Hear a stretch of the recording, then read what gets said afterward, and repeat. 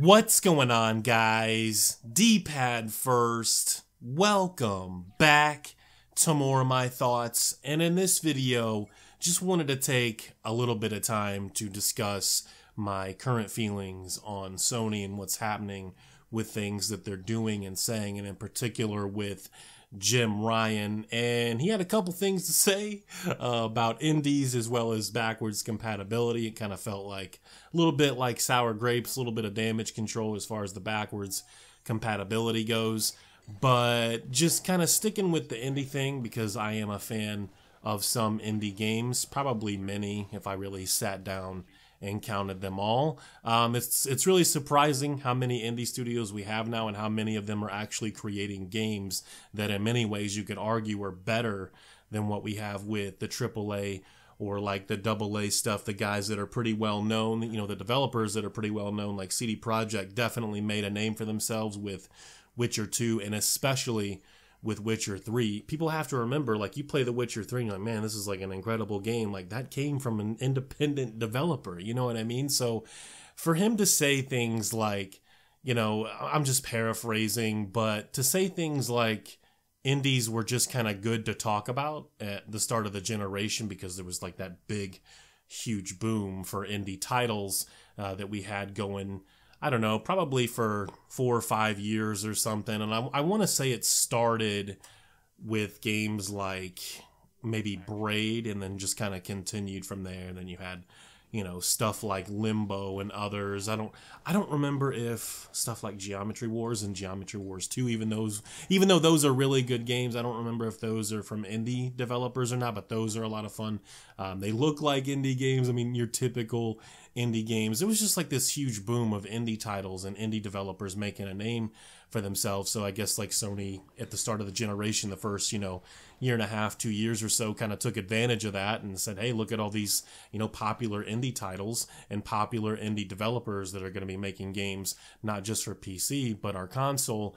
And now that they have like a more established library of first party and even some third party exclusives, it's like that Sony arrogance maybe a little bit, you know, coming back, and they're like, you know, indies were just kind of good to talk about. And it's funny now, like, I see a lot of the PlayStation fan base that did at one point embrace some of that indie stuff is kind of like, yeah, I don't want to play that trash. Like, you know, look at Uncharted and, you know, look at Bloodborne and some of these games. Like, why would I play this, you know, 8-bit looking title or whatever? Like, I think Undertale was recently announced for PlayStation 4 and they're kind of, you know, just destroying that, destroying the fact that that's coming to the PlayStation 4. Like, who cares? That game looks like a piece of trash from a visual standpoint.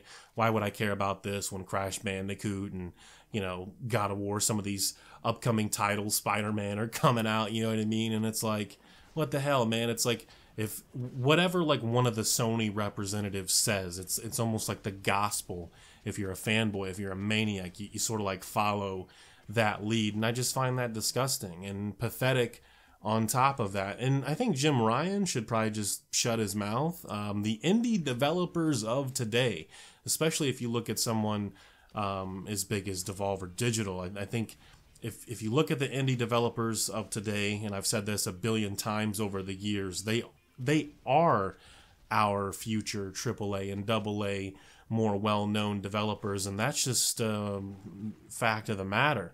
And maybe they stay making some of the same games that they're making now, and I am perfectly fine with that, because again, I feel in many ways the indie scene leaves so much more open. There's like so much more creativity happening, whereas like the AA and the AAA scene, as good as some of those games are, they take the play it safe approach when it comes to developing games. Most of the time games that they know will sell, and that's understandable. Like, you know, from a financial standpoint, like that makes sense, but like the indie scene is where it's at for the creativity and a lot of the innovation. And even though I don't really care about it, some of the VR stuff even, you know what I mean? I don't think it's really going anywhere, but even that is a lot more innovative, a lot more creative than what we have with a lot of the AAA stuff these days, and it sucks. Don't get me wrong, I'm excited for some of the upcoming AAA games, but I just can't get as excited as I used to be. You know what I mean? Because it's like, yeah, this is probably going to be a really good game.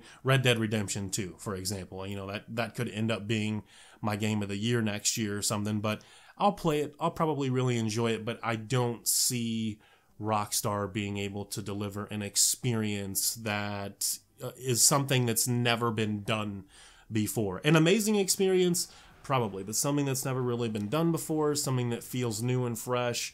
I don't know. You know what I mean? I guess that remains to be seen. Maybe even I, as a big Rockstar fan, am underestimating them. But Jim Ryan, you know, the going back to the backwards compatibility thing, saying like, you know, he's seen some of these older PS1 and PS2 games being played, and again, paraphrasing, of course, he was like, man, look at those visuals, you know? Who wants to play that? Like, this stuff looks so ancient. Some people do, you know? And I made a video like a week or two ago talking about how, you know, one of the better things from the Microsoft conference at E3 this year, I thought, is more emphasis again on backwards compatibility. And some people do care about that stuff. Maybe the majority don't, but for like those, I don't know, I'm just gonna throw out a number, you know, 3 or 4 million people that do care, whether you're talking about Xbox guys, PlayStation guys, PC guys, like that's one of the biggest benefits on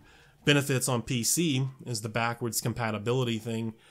I think you have to take that into account when you're developing these consoles, and hopefully it's taken into account with things like the PlayStation 5. I just think that, you know, when you look at something like the PlayStation 5 or whatever Xbox for the next generation, or Nintendo's mid-generation, you know, Switch upgrade if they do that, or moving on to their next generation console, there's no excuse at this point why you shouldn't be able to continue playing all of your, you know, AA, AAA, and indie titles from PlayStation 4, Xbox One, and the Switch. There's no excuse, and for any of them to try and do something different or try to be on some BS and justify that, that's going to be pretty disappointing. And I would have to give a huge thumbs down to any of the big three or all of the big three for even trying something like that. I just don't agree with that. You know what I mean? Like, you guys paid for those games. Not everyone wants, you know, 5, 6, 7, 8 consoles from many different generations, like sitting on their entertainment center. They want one box, preferably the new box, and sometimes they would like to go back and play some of those older games, especially when there's droughts, or maybe not droughts, but there's a bunch of games coming out in the next several months that you're not really interested in, or maybe many people are interested in, so you want to go back and play the classics, right? Whether that's from PS1, PS2, PS3, PlayStation 4, whatever it is. And I get that. I really do. Hopefully with the PlayStation 5, you know, you'll be able to do all of that, you know, like you'll be able to play PS1, PS2, PS3, and PS4 games. PS3 might be asking a little much. That might be a little bit of a stretch, but maybe Sony can make it work. So I think that's my video. I think that's my take as far as all of that stuff goes. Sony, you just need to relax a little bit, right? Realize that indie developers and indie games are still very much relevant. They are the future, at least in terms of the developers of tomorrow. And the backwards compatibility thing, again, it just kind of sounds like damage control and a little bit, you know, sour grape-ish, if you will. But yeah, thank you guys again for watching. I suppose, you know, some Xbox fan might say I'm bashing Sony in this video when it's really just constructive criticism. Sorry, Sony. Sorry, Sony fans. Sorry if I disappointed anyone. Sorry if I upset anyone or hurt someone's feelings or caused them to make threats of violence against me, like what happened yesterday, and now that person deleted their comment, but I did screenshot that on my phone, so don't think that you got away with that, because I did screenshot that shit. So thank you guys again for watching. It's always appreciated. You guys take care. Have a good one. Peace.